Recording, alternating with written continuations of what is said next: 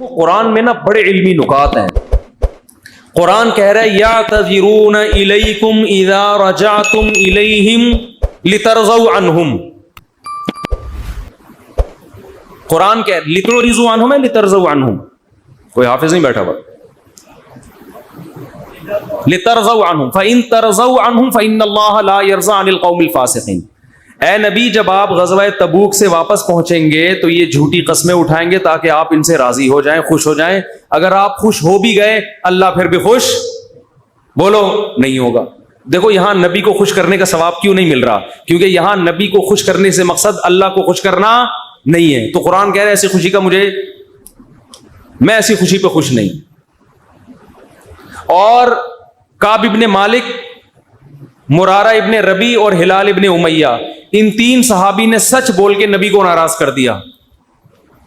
منافقین نے جھوٹ بولا نا کہ یہ عذر تھا یہ عذر تھا, ہم تبوک میں اس لیے نہیں آ سکے, یہ مسائل تھے یہ مسائل تھے. نبی عالم الغیب نہیں, آپ نے کہا چلو بھائی ایسے ہی ہوگا, آپ خوش ہو گئے ٹھیک ہے بھائی جاؤ, کوئی سزا نہیں کچھ بھی نہیں. اللہ نے کہا آپ خوش ہیں, اللہ نہیں خوش ان سے. دوسری طرف منافقین جو مخلص صحابہ تھے تین, کعب ابن مالک, مرارہ ابن ربی, ہلال ابن امیہ, یہ تین صحابی نے سچ بولا. یا رسول اللہ کوئی عذر نہیں تھا, بس ہم سستی کی وجہ سے پیچھے رہے, کوئی عذر نہیں. جانا چاہیے تھا, ہم پہ فرض تھا, لیکن باغ پک چکے تھے, سب کچھ تیار تھا, پھر بھی نہیں گئے, کوئی عذر نہیں ہے. سچ بولا نا, نبی غضبناک ہو گئے. نبی کیا ہو گئے؟ اس لیے نہیں کہ سچ بولا ہے, اس لیے کہ جب کوئی عذر نہیں تھا تو پیچھے رہنے کا کوئی جواز بنتا نہیں. آپ نے فرمایا قم, جاؤ یہاں سے, حتی یقضی اللہ فیکم, اللہ فیصلہ کرے گا تمہارے بارے میں. 40-50 دن بائیکاٹ ہوا, یہاں تک کہ صحابی کہتے ہیں نبی نے سلام تک کا جواب نہیں دیتے تھے. کیا گزری صحابہ پر, مگر قرآن کہہ رہے ہیں میں کیا تھا ان سے, بولو راضی تھا, کیونکہ مجھے خوش کرنے کے لیے انہوں نے سچ بولا. تو پھر اللہ نے پیغمبر کو بھی راضی کر لیا بعد میں, اور اتنا خوش ہو گئے پیغمبر, فرمایا اللہ نے تمہاری تو. اچھا اور سنیں, اسلام کے عقیدے بتا رہا ہوں کتنے واضح ہیں کہ ہم اسلام کو فالو کسی مدرسے کے کسی بندے کی وجہ سے نہیں کرتے. اور یہ بھی بتا دوں, اس ایک بندے کی وجہ سے مدرسوں کو بدنام کرنا کہ مدرسے ایسے ہوتے ہیں یوں ایسے ہوتے ہیں, یہ بھی وہی زیادتی ہے جس کا میں نے بھی تذکرہ کیا. جب حضرت کعب ابن مالک کی توبہ قبول ہوئی تو ان کو خوشخبری پہنچی, وہ نبی کے پاس آئے. آپ صلی اللہ علیہ وسلم کا چہرہ حدیث میں آتا ہے استنار وجہہ کأن وجہہ قطعۃ قمر, ایسے چمک رہا تھا جیسے 14ویں کا چاند. آپ نے کیا فرمایا, ابشر بخیر یوم مر علیک منذ ولدتک امک, اے کعب اس دن کی خوشخبری قبول کرو کہ جس دن سے تمہاری ماں نے تمہیں جنا ہے, آج تک ایسا خوشی کا دن تمہاری زندگی میں نہیں آیا, اس دن کی مبارکباد ہو تمہیں. حضرت کعب مالک نے کیا کہا, امن کا ام من عند اللہ, یہ خوشخبری آپ کی طرف سے یا اللہ کی طرف سے؟ نہیں آ رہی بات. اس فکر میں لگے ہوئے ہیں کہ اللہ راضی ہے کہ نہیں ہے. دیکھو نبی کے راضی ہونے کا تو یقین ہو گیا نا. یہ نہیں سمجھ میں آئے گا, یہ تو آسان کیس نہیں ہے, بہت مشکل کیس ہے. ارے جب نبی کا چہرہ 14ویں رات کی طرح چمکتا ہوا دیکھ لیا, نبی مبارکباد بھی دے رہے ہیں کہ خوشخبری ہو اور سب معاف, بس اب میں راضی, اب میں خوش, تو کعب ابن مالک کو فکر کیا لگی ہوئی ہے, نہ یا رسول اللہ ذرا کلیئر کریں بات, صاف بتائیں یہ خوشخبری اللہ کی طرف سے ہے یا یعنی اللہ بھی راضی ہوا ہے کہ نہیں ہوا؟ فرمایا لا بل من عند اللہ, نہ میری طرف سے نہیں, کس کی طرف سے؟ اللہ. میں بھی اس لیے خوش ہوں کہ اللہ خوش ہے, اللہ نے معاف کر دیا ہے, اس لیے میں بھی خوش ہوں. پھر کعب ابن مالک خوش ہوئے ہیں. تو بھائی اسلام میں اصل کون ہے؟ اللہ. تبھی علماء کہتے ہیں کسی سے تنہائیوں میں گناہ ہوا ہو بالفرض, اللہ نہ کرے, اور اس نے توبہ کر لی, پھر لوگوں کو پتہ چل گیا, لوگ تانے دے رہے بے تو ویسا تھا, ان تانوں کی پرواہ بولو مت, بولے نہ تمہارا جرم کیا اور نہ ہمیں تم سے معافی مانگنے کی ضرورت, جس سے کیا ہے وہ جانتا ہے. لوگوں کو لفٹ کرایا کرو زیادہ, کیونکہ لوگ اس چیز کو مسلط کر لیتے ہیں. ہمارے حضرت کے پاس ایک بندے کا فون آیا لندن سے, کہتا ہے یار میں نے گناہ کیا تھا, پکڑا گیا, کہہ رہے اب میں نے توبہ کر لی, رو کے گڑ گڑا کے اتنی معافیاں مانگی کہ اللہ نے بھی دل میں سکون ڈال دیا کہ میں نے تجھے معاف کر دیا, کہ لیکن پبلک معاف کرنے کے لیے تیار نہیں. پبلک جب بھی گزر کرے ہے نا وہی, تو پبلک کا دل تو چھوٹا ہوتا ہے نا, پبلک کا دل کیا ہوتا ہے چھوٹا. تو ایسی صورت میں پبلک کو زیادہ لفٹ نہیں کرائے, بولے جاؤ تمہاری ایسی کی تیسی, ہم جانے اللہ جانے تو کون ہوتا ہے بھائی میرے کو. اور قرآن کے الفاظ دیکھو یار, وَمَن يَعْمَلْ سُوءًا أَوْ يَظْلِمْ نَفْسَهُ ثُمَّ يَسْتَغْفِرِ اللَّهَ يَجِدِ اللَّهَ غَفُورًا رَحِيمًا. ایسے وجد والی آیتیں ہیں. فرمایا جو بھی گناہ کرے گا, اپنی جان پہ ظلم کرے گا, ظلم ہو گیا, گناہ ہو گیا, شیطان نے بہکا دیا اس کو, غلط ہو گیا اس سے. حقوق العباد سے اس کا تعلق نہیں ہے, کیونکہ حقوق العباد میں پھر اس بندے سے بھی معافی مانگنا ضروری. کچھ جرائم ایسے ہیں جو اللہ اور بندے کے آپس کے معاملات. فرمایا پھر اس کو خیال ہوا کہ بھائی خدا تو انتقام لے گا, اور ویسے بھی غیرت کے خلاف ہے, جس نے اتنے احسانات کیے اس کو ناراض کرنا. قرآن کہہ رہا ہے ثم یستغفر اللہ, پھر وہ اللہ سے کیا کرتا ہے, معافی. کیا عجیب الفاظ ہیں. اللہ نے یہ نہیں فرمایا غفارہ اللہ, اللہ اسے معاف کر دے گا, نہ نہ نہ, یہ انداز نہیں ہے, یہ اللہ اس سے انتقام نہیں لے گا. فرمایا یجید اللہ غفور الرحیم, وہ اللہ کو پائے گا, وہ دیکھے گا کہ اللہ غفور بھی ہے اور رحیم, وہ دیکھے گا اپنی آنکھوں سے. یہ ایسے ہے جیسے ہم کسی کو دعوت دیں کہ آپ ہماری دعوت پہ آؤ, آپ پوچھتے ہیں کیا کیا ملے گا. ایک طریقہ ہوتا ہے آپ بتائیں بھائی بریانی کا انتظام بھی ہے, کباب بھی ہیں, اور اللہ بھلا کرے چکن کا بھی انتظام ہے, اور کڑھائی بھی ہے, 2-4 چیزیں اور بتا دی آپ نے, تو ذہن میں رکھ کر آئے گا ٹھیک ہے بھائی یہ چیزیں ہوں گی. ایک اسٹائل یہ ہوتا ہے وہ کہ بھائی کیا ملے گا, تو آپ اس کو بتائیں جب تم آؤ گے نا تو میری دعوت میں پہنچنے کے بعد تمہیں محسوس ہوگا کہ وسیم بھائی چھوٹے موٹے سیٹ نہیں ہے. وسیم بھائی نے دعوت کی, یہ جی تم پالو گے, یہ چیز محسوس کرو گے کہ وسیم بھائی طبیعت کے تنگ, ایسا دسترخوان ہوگا, چھوڑو بریانی کباب, چھوٹی وہ غریبوں والی باتیں ہیں. کیا بریانی, مسالے والی بریانی, اور مفتی صاحب کے بیان سنتے رہتے الٹے الٹے, مسالے والی بریانی, چپلی کباب, کوئٹہ کی چائے. ابے بھائی چھوڑو یہ باتیں, یہ تو کہیں کھانچے وانچے میں پڑی ہوئی ہوگی, ٹھیک ہے نا. یجید تم پاؤ گے, مجھے محسوس کرو گے کہ یہ چھوٹا موٹا سیٹ نہیں ہے. دسترخوان دیکھ کے اندازہ ہو جائے گا بھائی کوئی بہت بڑا آدمی ہے. قرآن کیا کہتا ہے, جو گناہ کرے گا اور توبہ کرے گا یجید اللہ غفور الرحیم. اللہ یہ نہیں فرما رہے کہ اس کو معاف کروں گا, اللہ فرماتے ہیں جیسے کوئی بندہ دعوت پر آئے تو آپ کہو بھائی تم پاؤ گے کہ میں چھوٹا موٹا سیٹ نہیں ہوں.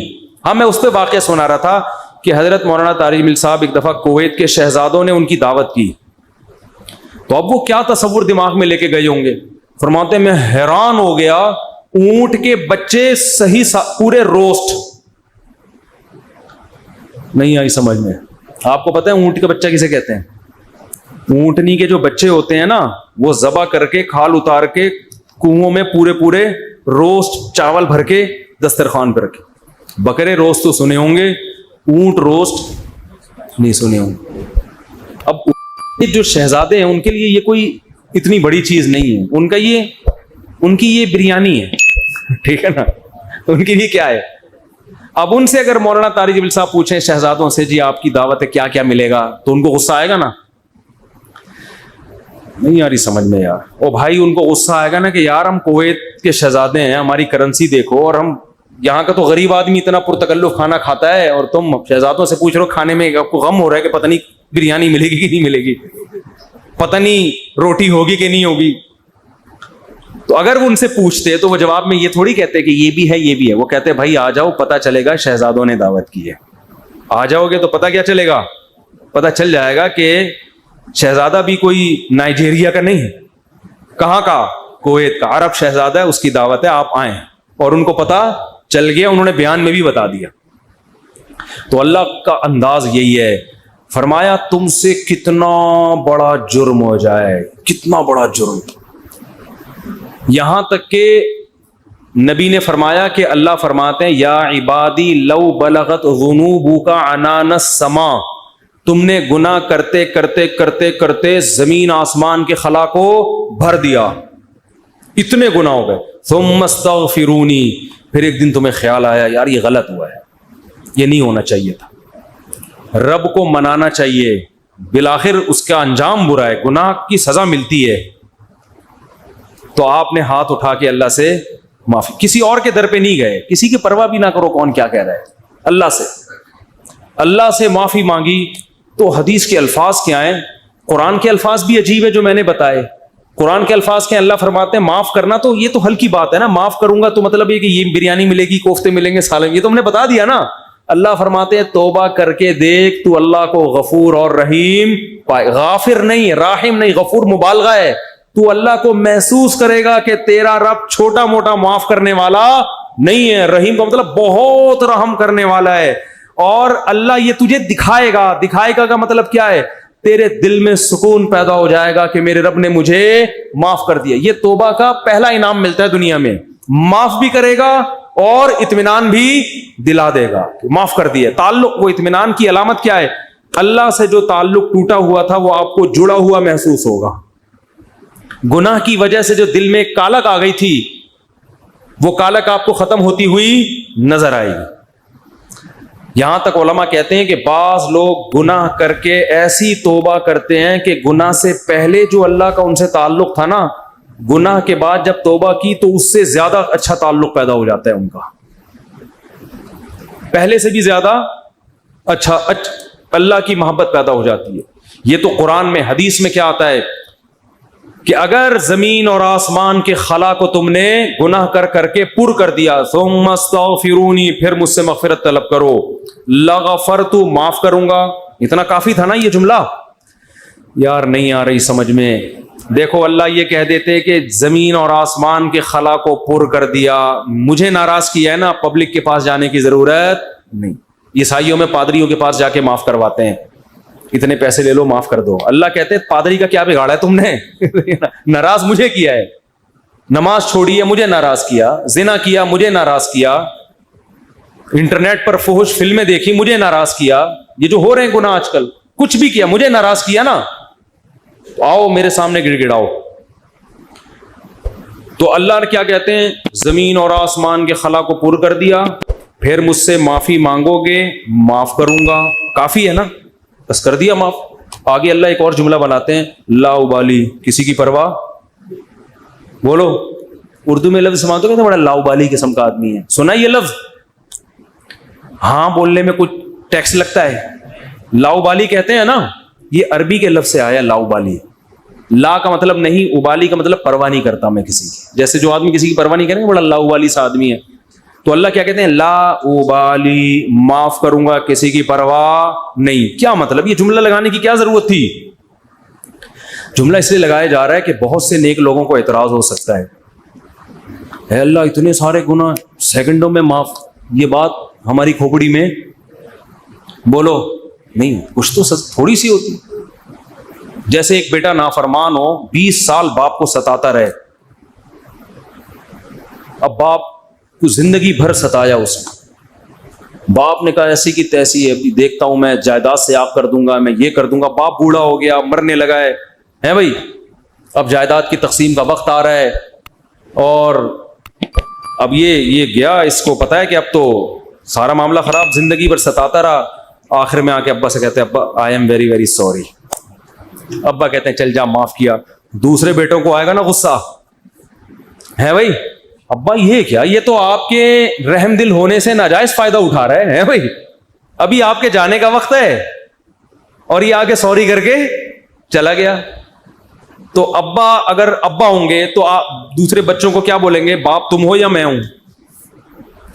کیا خیال ہے؟ باپ تم ہو یا ٹھیک ہے تمہارا مشورہ ہے میں نے سوچ لیا؟ باپ بہرحال کون ہے؟ میں، میری مرضی، میری جائیداد ہے، میری میراث ہے، میں کسی کو بھی نہ دوں، میں صدقہ کر دوں، جاؤ۔ لیکن انسان کا اتنا ظرف ہوتا نہیں ہے۔ اب اللہ پر تو موت واقع نہیں ہوگی، لیکن انسان پر تو موت واقع ہوتی ہے، اور موت کے بعد رحمت کے چانسز ختم، توبہ کے دروازے بند۔ ساری زندگی گناہ کرتا کرتا اب موت سے پہلے اللہ سے کیا کہہ دیتا ہے؟ آئی ایم سوری، معاف کر دیں. تو اللہ کہتے ہیں کہ میں معاف کر کے آگے پہلے ہی بتا دیا کہ کسی کو اعتراض کرنے کا حق. اللہ کو پتا ہے بہت سارے لوگ آئیں گے، یا اللہ یہ کیا ہے بھائی، یہ کیا اتنے سارے گناہ ہو رہے ہیں اور اس نے معافی اور 1 سیکنڈ میں معاف، یہ تو تیری حکمت کے خلاف ہے، یہ تو مصلحت کے خلاف ہے، یہ تو یوں ہے، یہ تو ناانصافی ہے. اللہ کہتے ہیں بولنے دو، مجھے پرواہ، بولو نا. نہیں ہے، تم نے تھوڑی جہنم بنائی ہے، میں نے بنائی ہے. نافرمانی اس نے میری کی، معاف کرنے کی طاقت مجھے ہے، تو میں جس کو چاہوں معاف کروں. تمہیں کیا تکلیف ہو رہی ہے؟ تم اپنی بات کرو مجھ سے کہ تمہیں کسی جرم کے بغیر میں سزا تھوڑی دے رہا ہوں. یہ جو الفاظ ہیں نا، لا ابالی، یہ بڑے زبردست الفاظ ہیں. مجھے اس پر اکثر ایک چٹکلا یاد آتا ہے، وہ میں ہر بیان میں جب بھی اس حدیث کی تفسیر کرتا ہوں وہ سناتا ہوں کہ اس کی مثال کیسے ہے. اس کی مثال ایسے ہے، یہ جن لوگ پہلے سے بیان سن رہے ہیں انہیں یہ واقعہ سنا ہے، نئے لوگ بھی آ جاتے ہیں نا. پرانے والے اصل میں اعتراض کرتے ہیں، یار وہ گھسے پٹے قصے بار بار سنا کے نا تھک گئے ہم. تو بھائی آپ کے لیے گھسے پٹے، نئے لوگوں کے لیے کوئی مارکیٹ میں نیا آئے گا تو بتائیں گے ہم، اب آ ہی نہیں رہا. تو وہ ایک اونٹ، ایک بیل اور ایک دمبا، یہ بس واقعہ سنا کے بیان ختم کرتا ہوں، کچھ چند سوالات کے جواب دینے. اونٹ، بیل اور دمبا یہ کہیں جنگل میں سفر کے لیے نکلے، کھانا ختم، ایک گٹھری نظر آئی گھاس کی. اب تینوں میں پھڈا ہو گیا. اونٹ کہہ رہا ہے میں کھاؤں گا، بیل کہہ رہا ہے میں کھاؤں گا، دمبا کہہ رہا ہے میں کھاؤں گا. اونٹ نے کہا دیکھو میں تمہارا بزرگ ہوں، ہم تینوں ایک معیار بنا لیتے ہیں، جو اس معیار پہ پورا اترے گا وہ کھانا وہ کھائے گا. یہ پیشکش کس نے کی؟ اونٹ نے. اس نے کہا میں قبیلے کا بڑا ہوں، دیکھو تو اب میں جو سجیشن دوں گا اس پر عمل کرو.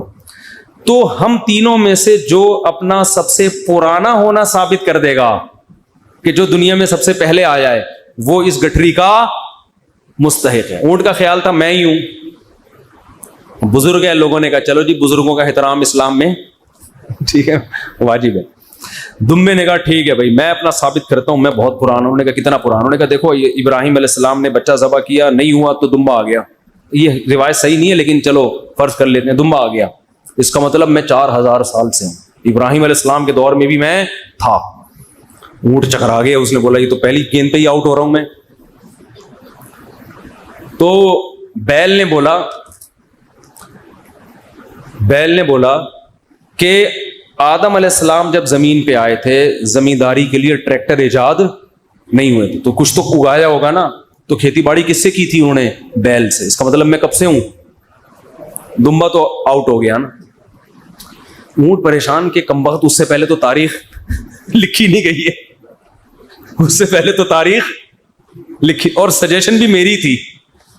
اونٹ ٹینشن میں آیا، اس نے کیا کیا، وہ گھاس کی گٹھری اٹھا کے اپنے کوہان پہ رکھی. تو دمبے نے بولا بھائی میں تو بہت پرانا ہوں. اس نے بولا مانتا ہوں، میں نے کب کہا؟ آپ بہت پرانے ہیں، میں آپ کے بعد آیا ہوں. بیل نے کہا میں تو اس سے بھی پرانا ہوں. اس نے کہا میں نے بولا کہ آپ پرانے نہیں، تو بھائی یہ پھر ہمیں دو. اس نے کہا دم ہے تو لے لو.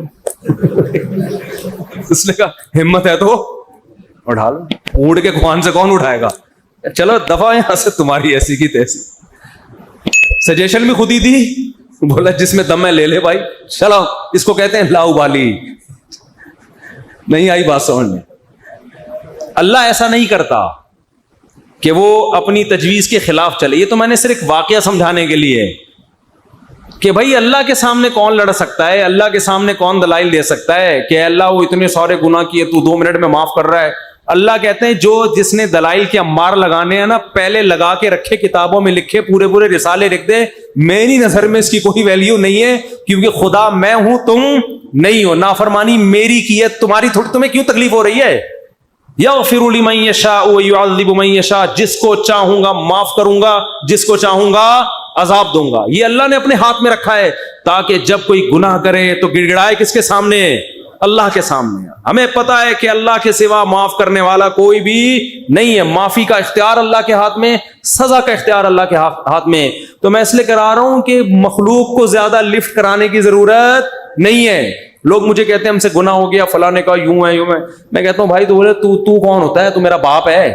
تو میرا ماموں ہے, تو کیوں پوچھ رہا ہے؟ میں جانوں اللہ جانے, تیرا کیا مسئلہ ہے بھائی؟ اور یہ بات سے بات چل پڑی ہے.